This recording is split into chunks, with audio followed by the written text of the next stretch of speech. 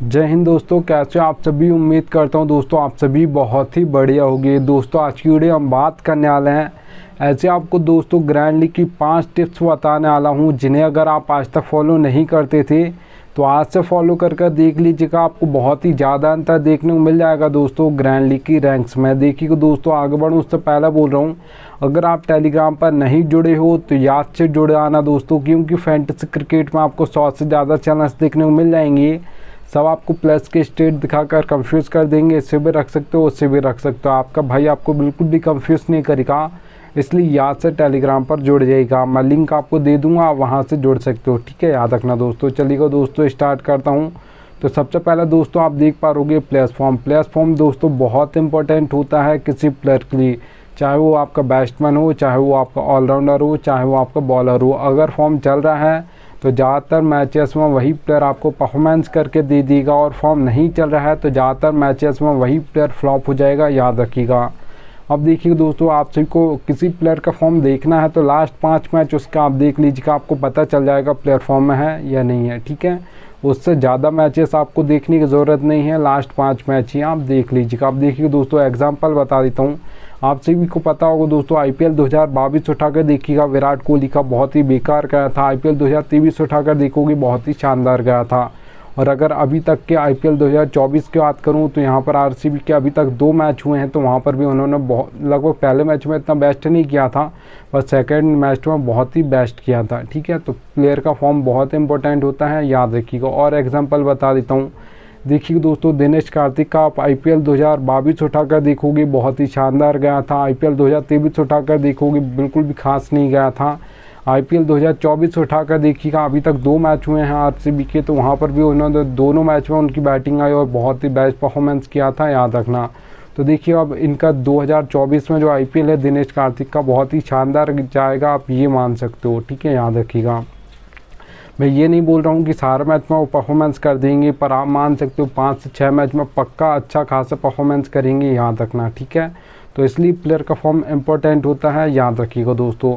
और आप देख लीजिएगा दोस्तों, आपके जो शुभमन गिल हैं उनका आईपीएल 2024 उठाकर देखना। अभी तो 2 ही मैच हुए हैं आपकी जीटी के, पर सारे मैच उठाकर देखोगे तो आपको जो देखने को मिलेगा शुभमन गिल का, हो सकता है बहुत ज़्यादा चांस है कि आईपीएल 2024 उनका इतना ज़्यादा खास ना जाए, याद रखिएगा, ठीक है। तो यहाँ पर दोस्तों याद रखना, इसलिए प्लेयर्स फॉर्म बहुत इंपॉर्टेंट होता है किसी भी प्लेयर के लिए। चलिएगा दोस्तों यहाँ पर सेकंड टिप की ओर बढ़ूँ उससे पहले बोल रहा हूँ, सबसे बेस्ट एप्लीकेशन दोस्तों जानना चाहते हो तो विजन 11 सबसे बेस्ट एप्लीकेशन है। यहाँ पर खेलोगे तो क्या फ़ायदा होगा वो बता देता हूँ। देखिए दोस्तों, जो ड्रीम 11 पर कॉन्टेस्ट आपको देखने को मिलेगा 5,750 रुपये, प्राइस पुल 10,000 है। वही कॉन्टेस्ट आपको विजन 11 पर देखने को मिलेगा 5,199 रुपये, प्राइस पुल 10,000 है। तो दोनों को प्राइस पुल सेम है, पर ड्रीम 11 550 रुपये ज़्यादा लेती है, विजन 11 550 रुपये कम लेती है। आप सेम टू सेम कॉन्टेस्ट के लिए आप तो देखिएगा दोस्तों, ये तो बड़ा कॉन्टेस्ट है, आप छोटा कॉन्टेस्ट खेलते हो 100, 200, 300, 400 वाले कॉन्टेस्ट खेलते हो, तो यहाँ पर खेलिएगा आपके कुछ ना कुछ पैसे बच जाएंगे। तो आप मान सकते हो एक तरीके का आपको ये प्रॉफिट हो गया खेलने से पहले, ठीक है। तो एप्लीकेशन का लिंक दे दूँगा, डाउनलोड कर लीजिएगा।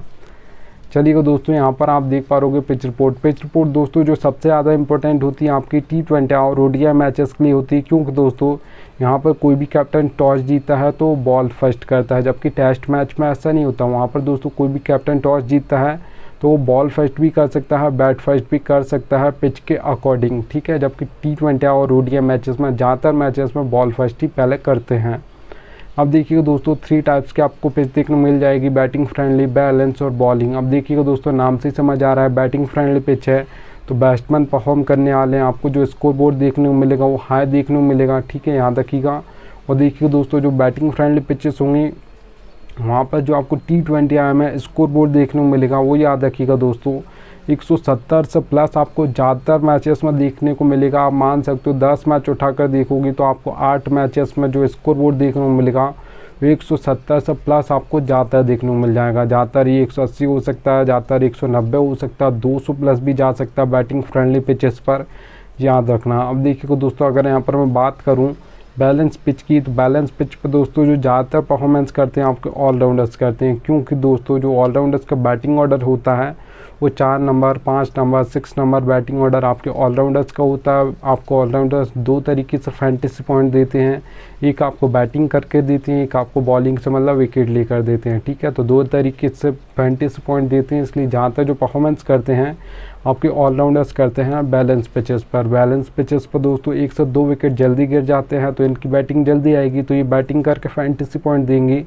और 1 से 2 विकेट लेकर देते हैं, इसलिए ज़्यादातर ये परफॉर्मेंस करेंगे, ठीक है। याद रखना बैलेंस पिचेस पर। अब देखिए दोस्तों, जो बैलेंस पिचेस पर आपको स्कोर बोर्ड देखने को मिलेगा वो मीडियम देखने को मिलेगा। अगर स्कोर बोर्ड की बात करूँ T20 IM है, तो याद रखना दोस्तों 150 से लेकर 170 के बीच में आपको ज़्यादातर देखने को मिलेगा। ज़्यादातर 160, 165 देखा जाता है, याद रखिएगा।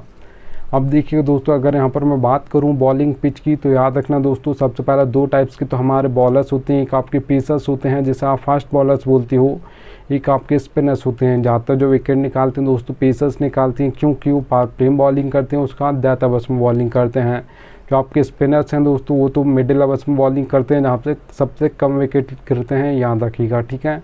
जो दोस्तों आपको बॉलिंग पिचेस पर T20 IM में स्कोर बोर्ड देखने को मिलेगा दोस्तों, लो देखने को मिलेगा। अगर स्कोर बोर्ड की बात करूँ तो याद रखना दोस्तों वो आपको देखने को मिलेगा 130 से लेकर 150 के बीच में ज़्यादातर देखने को मिलेगा। ज़्यादातर 140, 145 देखा जाता है बॉलिंग पिचेस पर, याद रखना, ठीक है।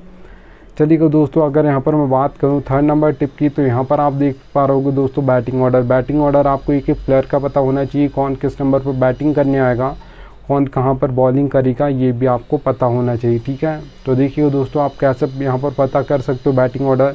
देखिए दोस्तों, लाइनअप से आप ये तो पता कर लोगे कि बैटिंग ऑर्डर किस प्लेयर का कौन सा है, कौन 2 नंबर पर बैटिंग करने आएगा, कौन 3 नंबर पर आएगा, कौन 4 नंबर पर आएगा, ये तो आप पता कर लोगे लाइनअप से। पर याद रखना दोस्तों, आप ये कहीं से पता नहीं कर पाओगे कौन कहाँ पर बॉलिंग करेगा, कौन पावर प्ले में बॉलिंग करेगा, कौन मिडिल ओवर्स में करेगा, कौन डेथ ओवर्स में करेगा। आपका भाई आपको एक एक प्लेयर का बताता है, इसलिए यहाँ से टेलीग्राम पर जुड़ जाइएगा। देखिए दोस्तों, मैं आपको कैसे बैटिंग ऑर्डर समझाऊंगा, कैसे आपको कौन कहाँ पर बॉलिंग करेगा ये समझाऊंगा, ये समझा देता हूँ।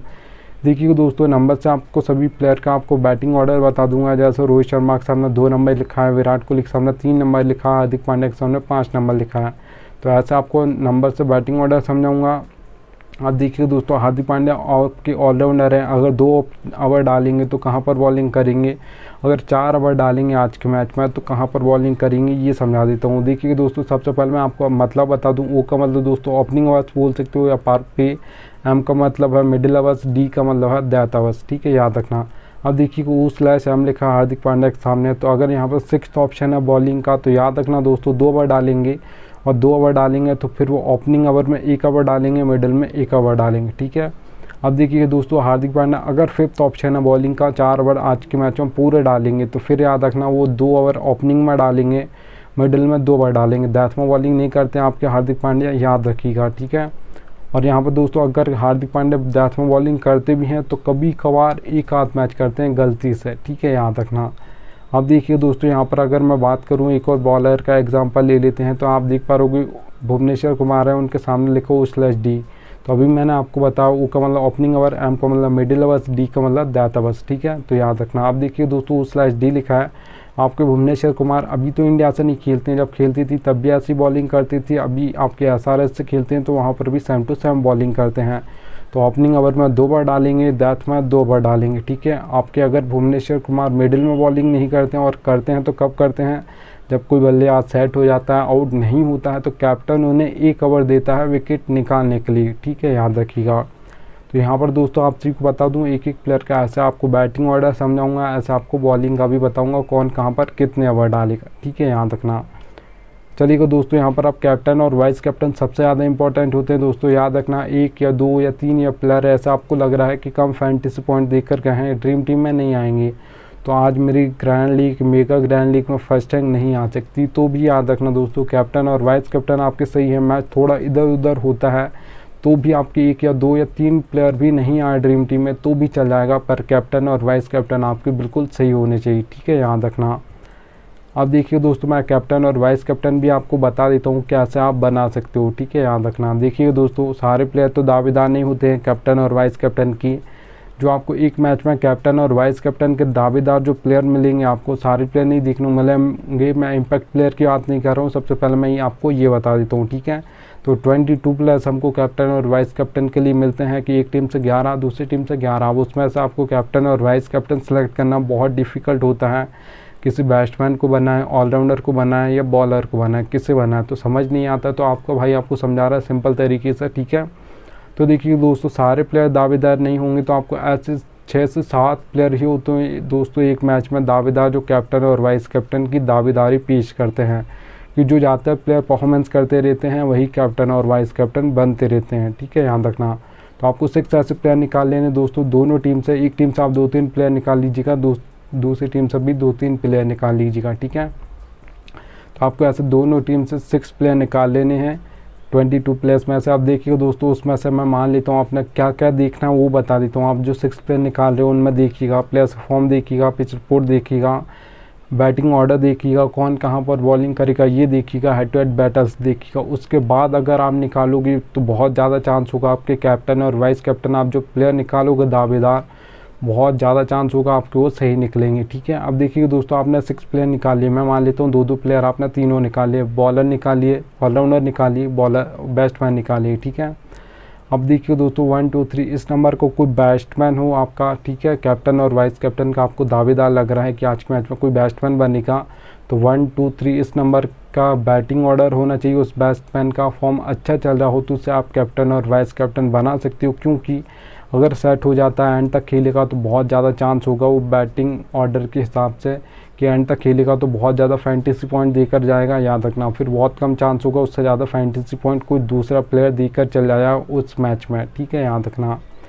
आप देखिए दोस्तों, अगर किसी ऑलराउंडर को आप बनाने का सोच रहे हो कि किसी ऑलराउंडर को आज के मैच में मैं कैप्टन और वाइस कैप्टन बनाऊँगा, तो याद रखना दोस्तों 5 या 6 नंबर उसका बैटिंग ऑर्डर होना चाहिए। 4 ओवर उस दिन डालने वाला हो तो उस ऑलराउंडर को आप कैप्टन और वाइस कैप्टन बना सकते हो, याद रखिएगा।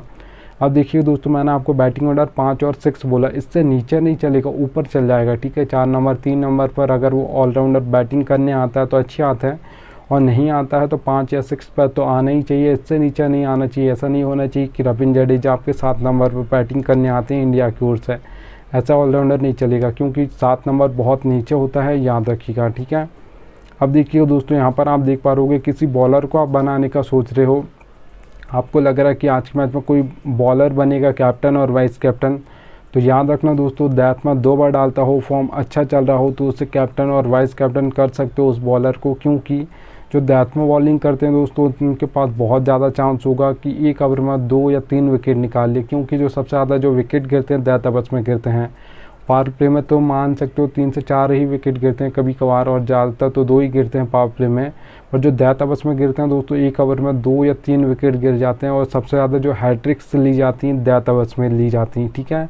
तो डेथ में अगर T20 या मैच है 2 बार डाल रहा है तो आप उसे कैप्टन और वाइस कैप्टन बना सकते हो उस बॉलर को, ठीक है, याद रखिएगा। चलिएगा दोस्तों, अब यहाँ पर आपको बता दी है मैंने 5 टिप्स, आपको इनको आज से ज़रूर फॉलो करना है, याद रखना, ठीक है।